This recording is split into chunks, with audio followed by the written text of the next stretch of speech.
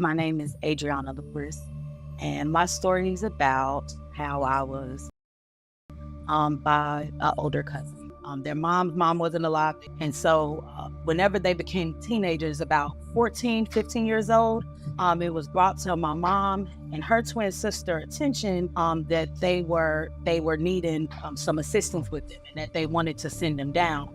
They were supposed to be coming down for the summer at first. When they got here, things were a little different. They were telling us things about their aunt on their mom's side, and they were saying how she just was doing all of these terrible things to them. And so my mom and my aunt, they wound up taking him in. So whenever he got here, he was a teenager. And so, my mom and her sister just kind of helped taking care of them. At that time, I believe I was probably about 11 when they got down here, probably about 11. It started soon after that. It started off with just touching and everything.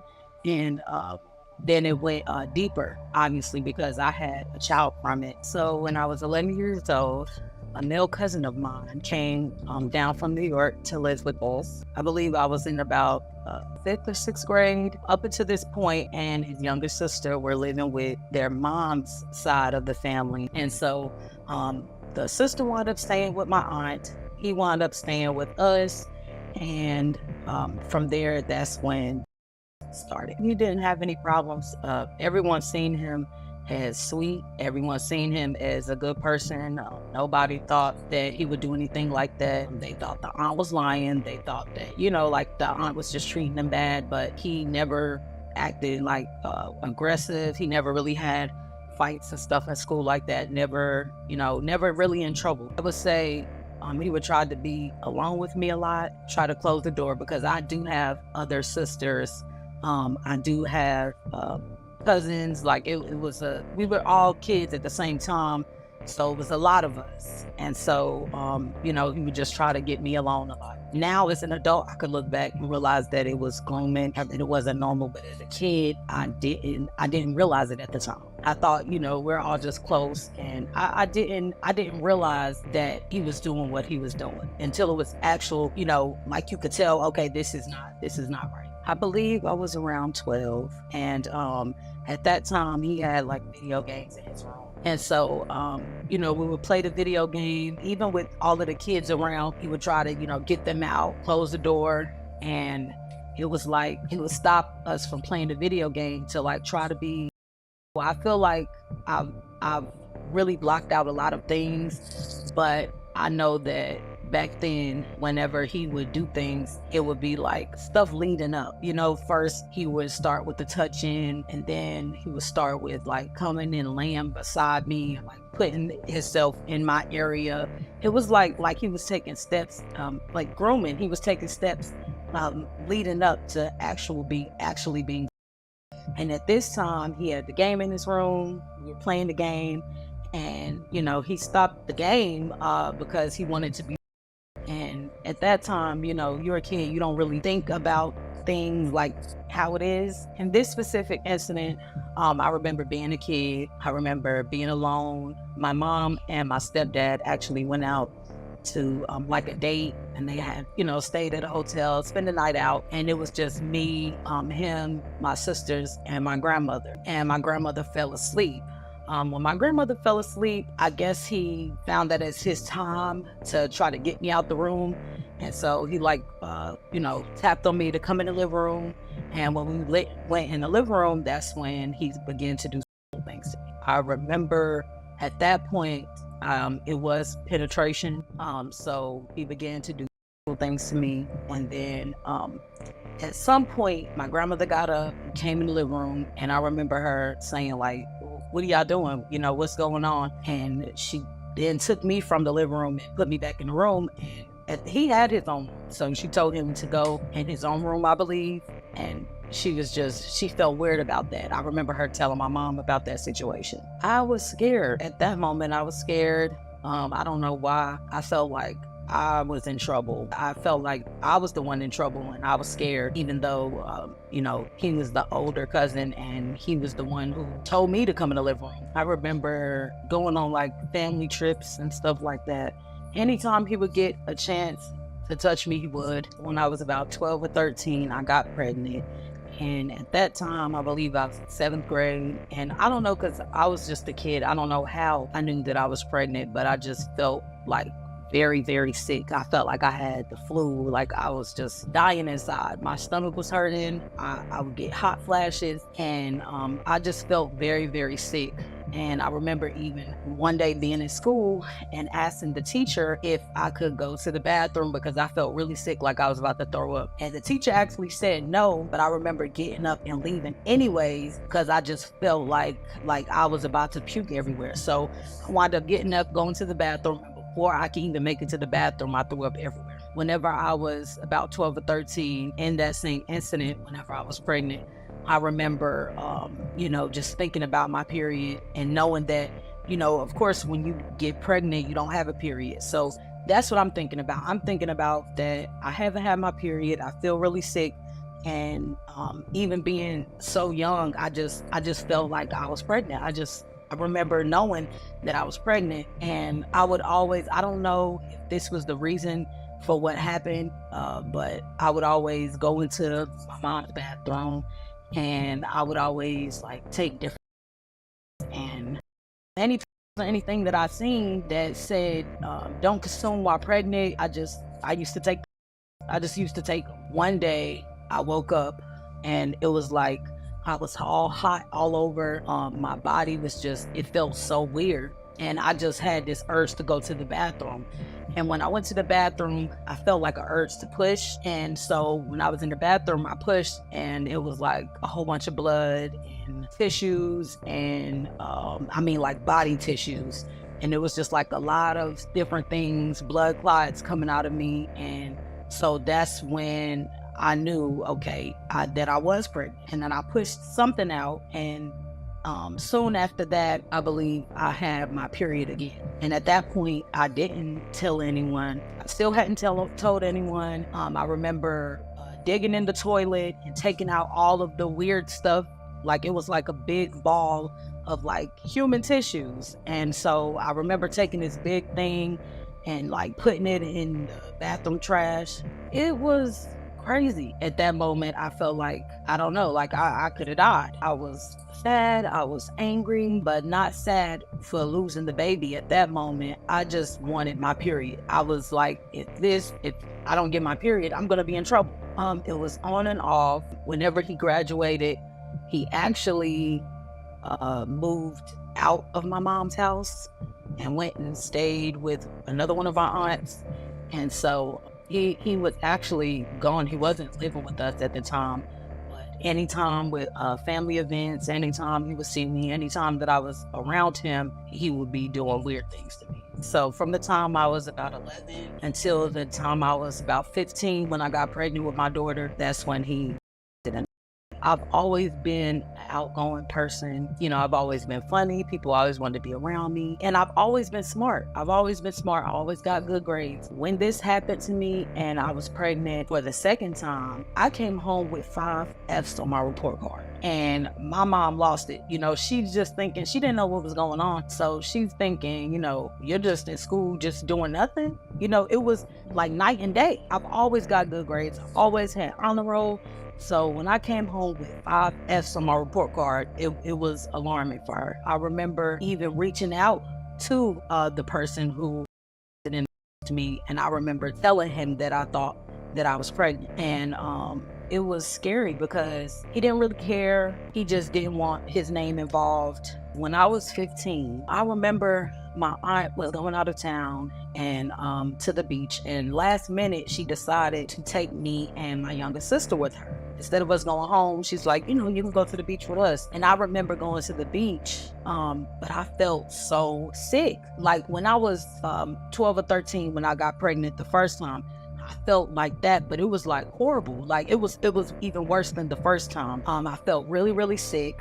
I felt like I was gonna throw up all the time. I had hot flashes. When I stood up for too long, I felt like I was gonna pass out. I was pregnant for 9 whole months and nobody knew. It was different socially.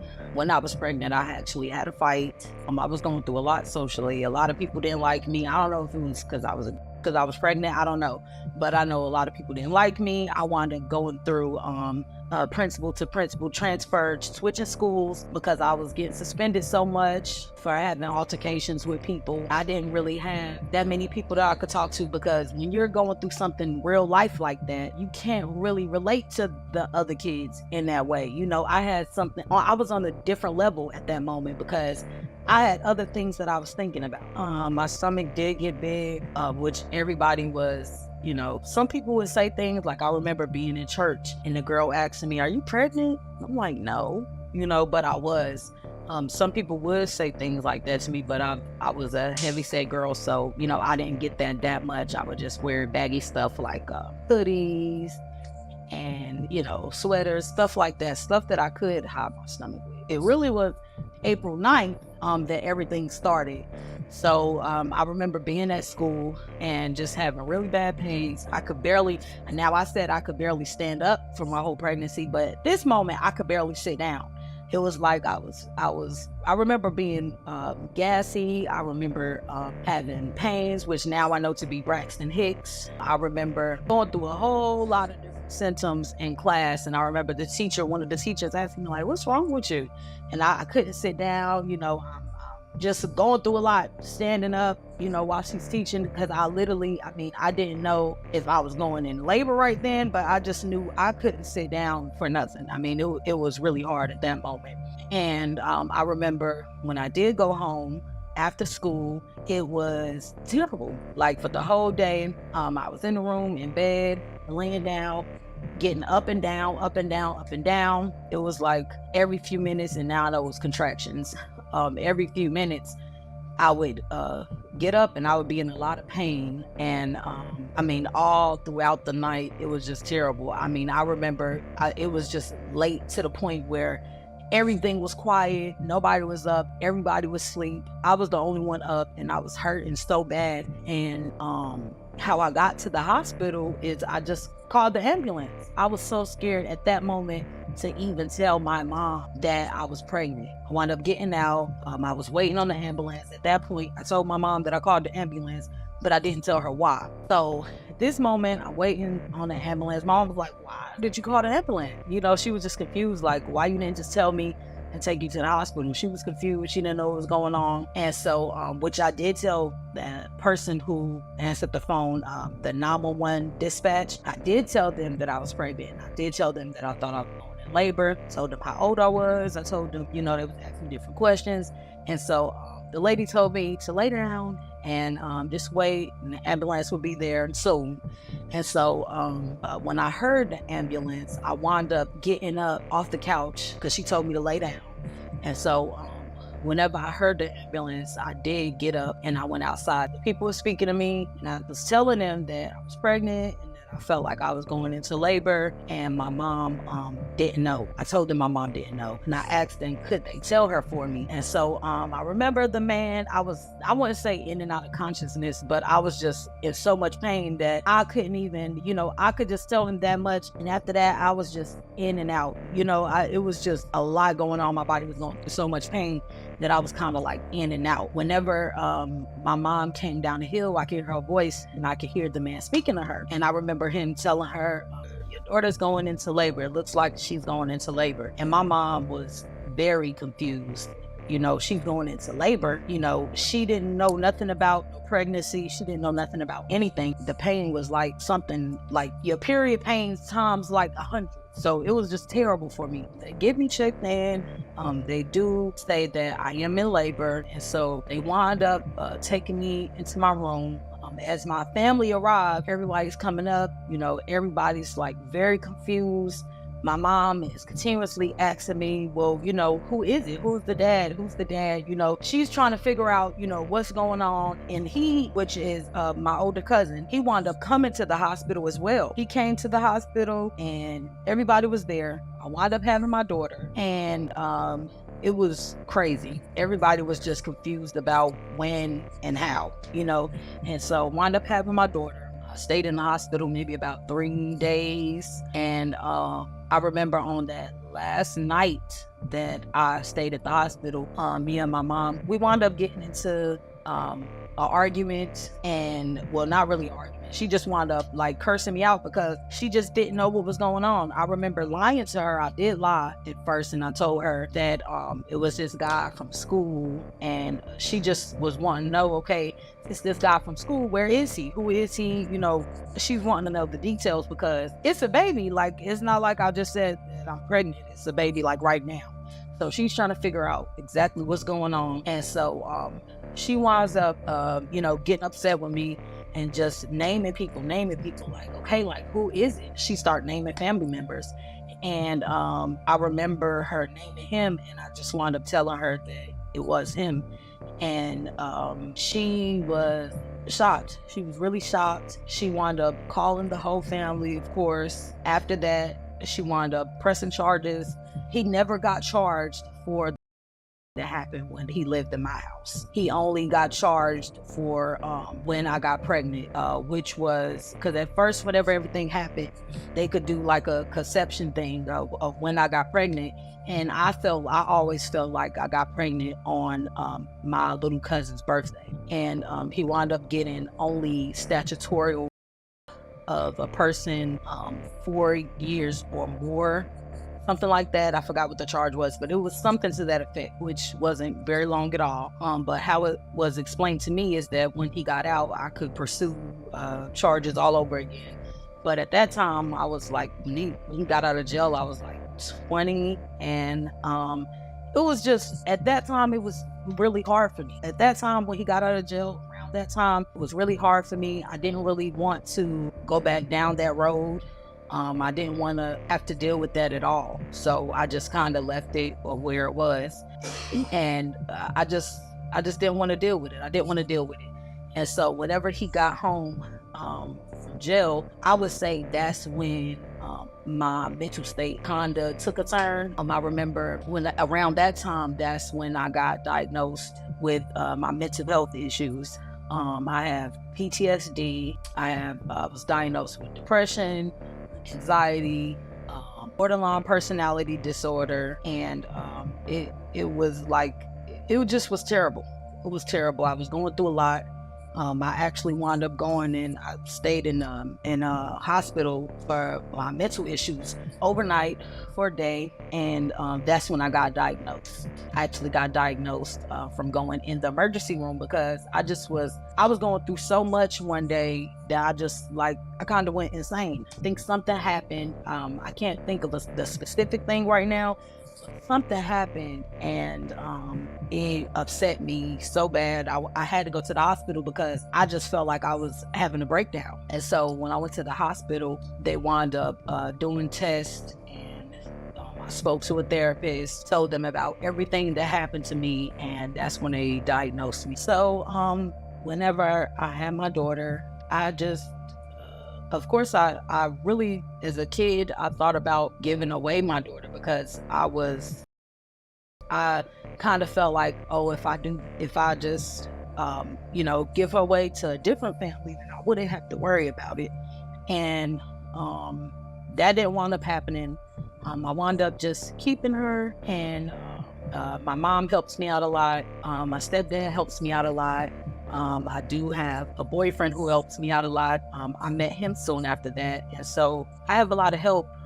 So I wound up being a young parent. I sometimes get really, really, I hate to say crazy, but I get really impatient. I overreact to things.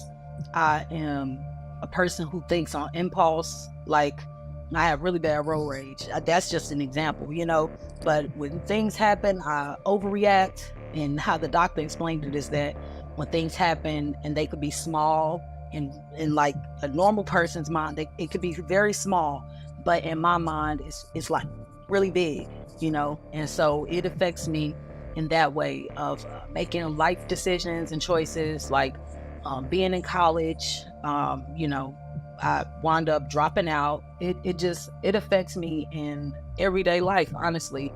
It affects me in everyday life. God helps me a lot. I have tried therapy.